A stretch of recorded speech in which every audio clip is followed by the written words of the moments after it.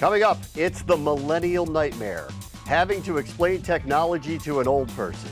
In this case, a room full of them on national TV, and oh yeah, they just happen to be members of Congress. Good luck, Zuck. Plus, attorney-client privilege is dead, at least according to President Trump. This after the FBI raided his attorney's office, and if you think they were looking for connections to the Kremlin, guess again. And later, the shame is real. Why Brit says you might want to see A Quiet Place in the privacy of your own home. Like It or Not starts right now.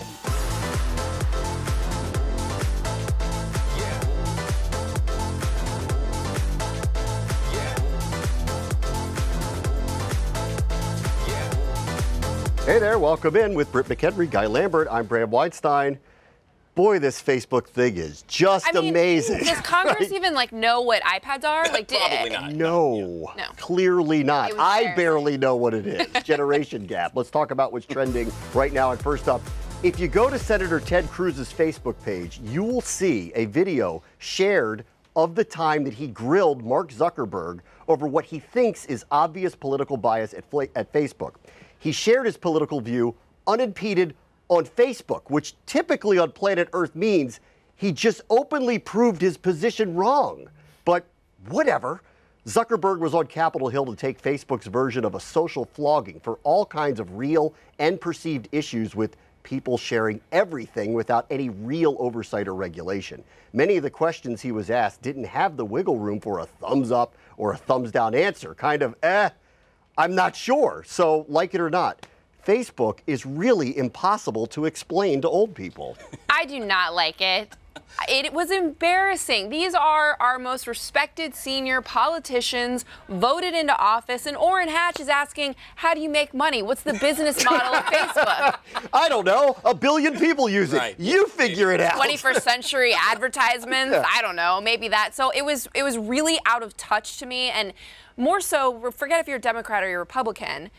The millennials are the largest generation since the baby boomers. Mm-hmm. Younger to that is Generation Z. I think they're glued to their phones. So if these politicians don't even know how Facebook works, right, what hope do we have for any future elections? I absolutely loved it. I thought it was great to see Zuckerberg grill them, in essence, by making them look pretty dumb. Mm-hmm. Not only that, I like seeing him sit on a cushion that made him sit a little bit taller. He came ready with the bowl cut, yeah, too. What you got to remember, though, is that the average Facebook user is 25 to 34 years old. The average senator, 57 years old. Yeah. So if you want to subtract 20 years ago or 30 years ago, if you will, when they were 25, Footloose, the #1 movie. Ghostbusters was out. Laser tag was the #1 electronic device. So, yeah, probably they don't know a lot about dial-up or anything else. No, they have absolutely no idea what they're talking about because, well, I barely know what I'm talking about with Facebook. And it was interesting to see. I think they lost sight of what they wanted to get out of this, which was, how dangerous is your platform and are you selling off data to people? Instead, they asked questions where Zuckerberg is looking at them saying, I don't really think you know what we do or how it works, and I don't know how we're going to get around to answering the real question about why we're here. I'm going to disagree with you a bit about Ted Cruz and the bias against conservatives, because when he asked Mark Zuckerberg about that, he said, that's fair. He admitted that. And how did Diamond and Silk for 2 days in a row make congressional testimonies? I mean, that's a little bizarre. They are cheering. They're like, we just hit the big They have to figure it out, though. I mean, $63 billion company. The best part was his response. Senator, you know he wanted to say, you're such a dumbass. Bringing the heat. Also bringing the heat. Another wild week in the White House. The FBI raided the office of the president's attorney. And if you thought it was all about Russia and election meddling, well, guess again. It turns out that the feds were looking for information about that porn star payoff and the infamous Access Hollywood tape. More specifically, investigators want to know if Michael Cohen coordinated with the Trump campaign to suppress negative stories about the then candidate. Now, those rumors about the president wanting to fire Special Prosecutor Robert Mueller are popping up again. So, like it or not, with this investigation. I'm going to say that I do not like that this has gotten so far off the rails that it's about the image of Trump. I think there's more pressing concerns we have. And if they're going to go after the National Enquirer, what about going after NBC, who had that Access Hollywood tape for years and did nothing with it? You know, this is the headline of they went after looking for this particular thing, right? What if Michael Cohen has documentation of many different aspects of all of this? Here's the problem with the reaction to this Mueller investigation. He hasn't spoken about any of it. He's given no public comments. You don't know what the scope is. You don't know what he's actually.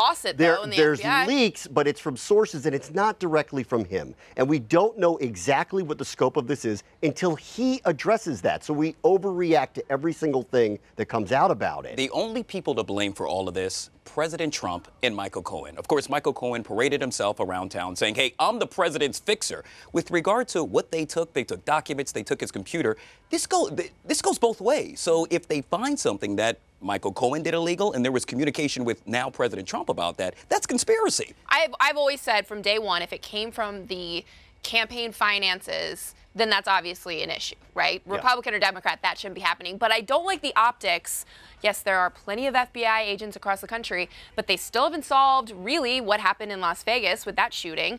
The tip line that was ignored in Florida. I don't think the optics of it are great considering the national tragedies we've had that have yet to be solved. All right, let's get to the other thing happening on the Hill, which is Tom Brady is threatening to play football until he's 48. Paul Ryan is hanging up his political career at what feels like a premature number for that career. The House Speaker said he will not run for re-election to alter his priorities. He wants to see more of his family, specifically his teenage daughters. So who gets to react to those Trump tweets next year? Not old Paulie. Like it or not, you buy for a second he's leaving office because of something other than this administration? No, he's leaving simply because of what's going on at the White House. Look, if you look up a Republican and you want to look him up in the dictionary, you'd see a picture of Paul Ryan. He's the quintessential Republican. If you also wanted to look up somebody with no balls, Paul Ryan would be right there as well. Seriously. I mean, you know, I kind of feel sorry for the guy because for his entire career, that's all he really wanted to do was carry the flag for the Republicans. Trump gets in the office and then guess what? He's his little punching bag, and now he has to go home and take his ball with him. I think people might miss him, though, because he is one of the few that Trump has not berated in the press. In private meetings, he's supposedly, from sources I've spoken to, kind of reined in those tweets as much as he could. Trump calls him the Boy Scout. I think there was a lot of vision for Paul Ryan. Perhaps this is a good time for him to step away from Washington and get back to what he's really about. The recovery of that party is going to be interesting when Trump is out of office, whenever that happens, because that party got railroaded. Yeah. And so they all have to figure this out, and Paul Ryan's going, I see the crash. I'm not going to be part of the recovery. No longer the Republican Party. We're still on the tracks. Come on now. It's the Trump party.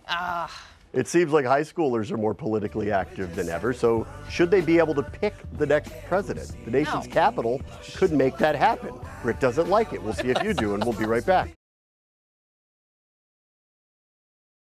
Were you guys politically active in high school? I was. I bet. I was like Reese Witherspoon in election. Oh, yeah. I was class president in high school. My platform was something more akin to Pedro from Napoleon Dynamite. Or like, let's just watch sports. Yeah, basically. If you can get a driver's license, should you be able to drive yourself to a polling station and vote for elected officials? Ward 6 D.C. Council member Charles Allen thinks so. He's proposed a bill that would lower the voter age by 2 years. Why? He points out these kids can work, which then makes them pay taxes, and of course this would give them more greater responsibility in our community. So like it or not, 16 rocks the vote. They can work. That doesn't mean they are working. I mean, this is the generation of Tide Pods and pulling condoms through your nose. Like, I don't really Not all of them, just a large majority. Just a very large majority. Or they're glued to Instagram. 2 years, it's not that long of a wait. You know, I will say this. I will say this for younger people. I agree with you. I don't think they should be voting at 16. Yeah. I agree with that. I think it's too young. However, and this goes back to Facebook and social media, I think they're more aware of more things than our generation ever was. They've had access to platforms that we never had access to. And so if they want to learn more about the processes, that is there for them to learn. And so I think they are more, if they want to be, educated on these subjects than we ever were at that age. Look, if you have political aspirations, this is going to be a major burden for you. Why? Because as adults, we're pretty much set in our ways. Republican, Democrat, Independent, what have you. Young kids, well, they're more wishy-washy, if you will. So they're more liberal, too, which that's why it doesn't surprise me, Brett, that you don't want them to go about the vote.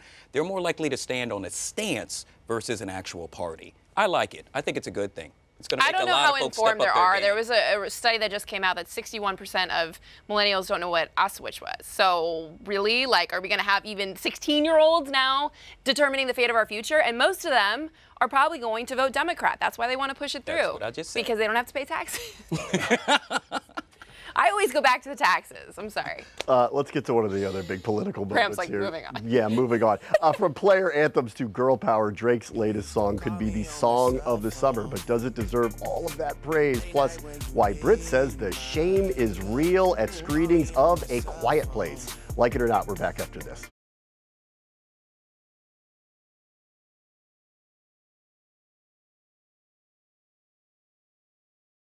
Hockey or basketball playoffs? Hockey. Yeah? Basketball. Basketball? I'm kind of both. I'm a sucker for all of it. The NBA playoffs are about to begin, and Washington fans are excited because the Wizards are in despite losing to 6 non-playoff teams since March 23rd. So if you're looking for the bright side here, they only have to play good teams now on. And because they've been so bad down the stretch, they get to avoid facing Team LeBron, who, after blowing up his roster mid-season, enter as a 4 seed. And on the heels of a brand spanking new Kardashian controversy, as Tristan Thompson is on tape making out with 2 women, neither being his famous and then pregnant girlfriend. Like it or not, Drake may get a courtside seat at the finals with the Raptors. You know that was in Arlington, those 2 women. At a hookah bar. Yeah, so that's in our right in our backyard. I work with some of our analysts, and they call it the 6th man here when you come to Washington. And guess what? Athletes get crazy here in Washington, D.C. Apparently, who knew? Yes. Yeah. Well, I'm just gonna look in the camera and say, Tristan Thompson, you're a bum. If I was Khloe Kardashian, I would kick him out of the delivery room. What he was doing 48 hours before she went into labor was creeping, like the song. It was wrong. I agree with women. you. It was wrong, but he's the father of her child. Well, we can see it afterwards. I wouldn't want to be in the same room as him. Rumors were swirling that, her mom was not going to allow him to come into the delivery room. And Kris Jenner, what Kris Jenner says goes. Yeah, come on. I mean, that's just no fair. 5, 4, 6, 7 years from now, all of this is going to be a has-been thing, and he's still going to be that child's father.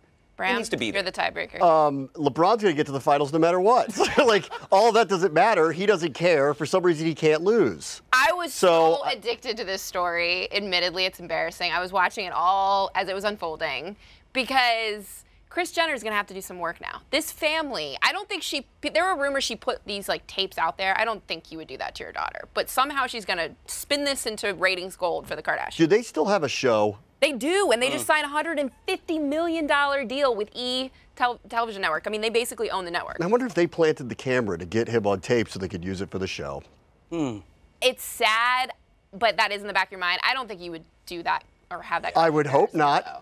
It's embarrassing. She posted a picture of them together, with a caption saying, "Come on, little mama," 24 hours before this came out, with him touching her stomach. And So do you like it now? That's the key. Or not? I like Khloe. I don't like faking or forcing relationships on social media because I've always said this. The couple that looks so perfect and all lovey-dovey all the time, usually something going on behind closed doors. He's still the child's father. The Me Too movement has become a household phrase. Now it appears the movement has a household name to help champion its cause. Perhaps you're thinking Gwyneth Paltrow or Lady Gaga. Wrong. In this case, I'm referring to the rapper Drake. The release of his new music video and song entitled Nice for What has become a joyful women's empowerment anthem. The video features Tracee Ellis Ross, Tiffany Haddish, Olivia Wilde, to name a few, and the song highlights how hard women work and how little they owe their lives to men. The second it dropped, well, it became a hit, but as the saying goes in the hip-hop world, did we get played? Is Drake capitalizing on the Me Too movement for personal gain, or is he really about women empowerment? How much or not? How much of your life do you owe to men? Not a lot these days.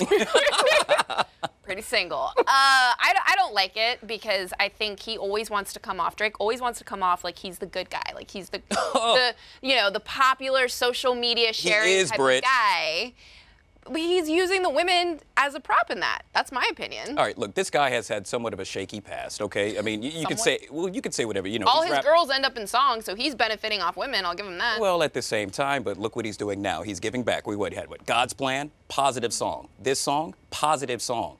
How about your president right now, Britt? If I can recall, he was talking about grabbing women in the private area. Well, he's all of our president. He hasn't gone about change. He's the president of the United States. He's not that far removed from Hotline Bling, right? I like Drake. Like, that isn't that far in the rearview mirror, is it? Oh, he's the beacon for the Me Too movement. Oh, okay. I yeah, like sure. when he came out with Back to Back. I like that Drake. Oh, wow. Bram, More that's aggressive. it? That's it. A Quiet Place is the #1 movie in the country, but if you want to see it in the theater, skip the popcorn, I can tell you that, or risk public shame. The horror movie only has about 90 lines of dialogue, which makes it a mostly silent experience, and as a result, you can hear every other sound in the theater, including snack wrappers, I have those with Sour Patch Kids, crunchy nachos, everything. Fans have taken to Twitter to express their frustration and self-conscious feelings. Yes, that is the crunchiness when you eat a taco. So this was me. I'm going to ask you like it or not, but I'm just going to like give you a visual. Okay. I was like crouched over just silently. Because it's so quiet in the theater, you're afraid you're going to disturb somebody. You could hear everything. But that happens a lot before the movie starts. Have you ever noticed that? A lot of folks are actually eating popcorn. It's like, can you shut up, please, so I could actually hear the previews? I don't really like being anywhere where a bunch of strangers are just eating around me. So I don't know how this is a big deal for this movie as opposed to any movie. I don't care if it's Star Wars or Spider-Man or Titanic for that matter. Please don't eat, especially nachos, in front of me at a movie theater. I just don't understand the people who get nachos in the first place at movie theaters. When that happens, they're getting like a 4-course meal, and I'm sitting in the line thinking, bro, I just want popcorn. I just want Tell us how you really drink. feel, I've watched a lot of movies. It wasn't that great. I'll also give a review. Oh, no. Yeah. When it's not the crunching in the theater, it's just shrieking from the monsters. It's a very awkward experience. Okay. Not to mention that straw sound, that infamous, that you ever notice that when you're trying to get the bottom of your Slurpee? Well, and somebody behind me, like 3 rows back, was sick, like hacking the entire time. Oh. So was it a good movie? Yes or no? It's okay. I give it a B. All right, let's all chill out.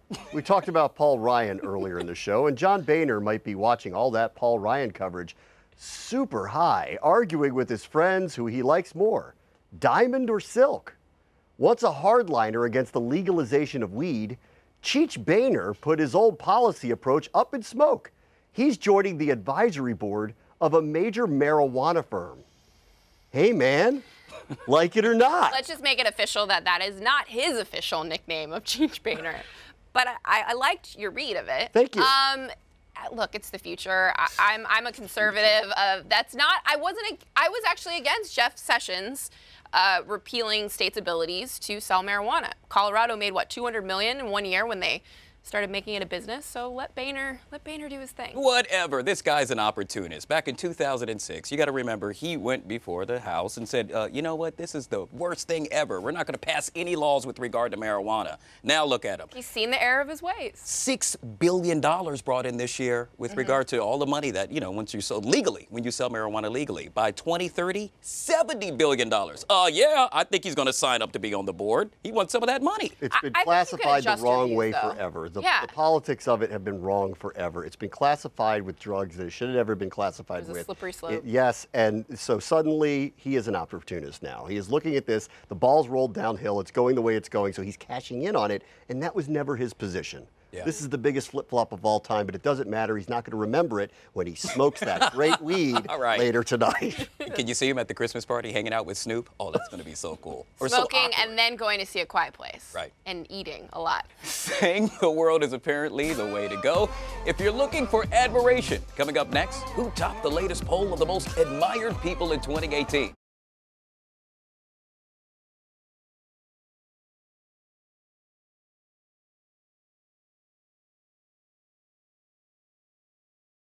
I'm a mama's boy. He said that because they're watching. I know. Finally tonight, a Microsoft nerd and the OG Tomb Raider, the two people we admire most in the world. Bill Gates and Angelina Jolie have been named the most admired man and woman according to a new poll. The tech mogul and the actress turned humanitarian beat out influential leaders and personalities like Barack Obama and Michelle Obama, Oprah Winfrey, and the Dalai Lama. But here in the U.S., well, the list is a little different. The top 3 admired men, Barack Obama, Donald Trump, and Billy Graham. The top 3 most admired women, Michelle Obama, Oprah Winfrey, and Queen Elizabeth. Like it or not, who's missing from the list? OG is Queen Elizabeth. We want to talk OG. Is it 1999? Angelina Jolie on the top list? But she's a humanitarian now. I mean, when's the last time she had a movie come out? I wish the Queen would tweet like Trump, like every morning, stream of consciousness, whatever's going on with the Queen at 7 a.m. I would like to see what that is like. That'd be milk in amazing. my tea, probably. I'm really trying to think about most admired, because it wouldn't be those names, but I can't find any. Well, you don't like this, but I like the Parkland students. Wow. Yeah. Good one. Yeah, I do. I like that they've continued to fight. This reminds me of a different era. Yeah. You don't have to agree with their politics behind all of it, but I appreciate their wherewithal and the way they're being attacked. I appreciate them standing up to that. They're exercising their rights. I think it's pretty cool. And it's nice to see. That a nerd tops the list. Not somebody like The Rock or, another famous actor, but for men, the nerd. Yeah. Bill Gates. I wonder if he bought his way in the first place, possibly. He might have. I mean, it's hard to pick some. I mean, I really would admire anybody who would just be generally nice all the time, because we seem to be in this era where everyone's just mean. So if we can find anybody who is just all the time nice, I think that would be the most admired person we could find right now. Melania Trump. Oh, wonderful. Don't tell Kimmel that. We'll get in trouble with that one. We'll have a problem with that. All right, that'll do it for us. We like everybody here. Beat me, Kimmel. All right, for Britt and Guy, I'm Bram. Have a great week.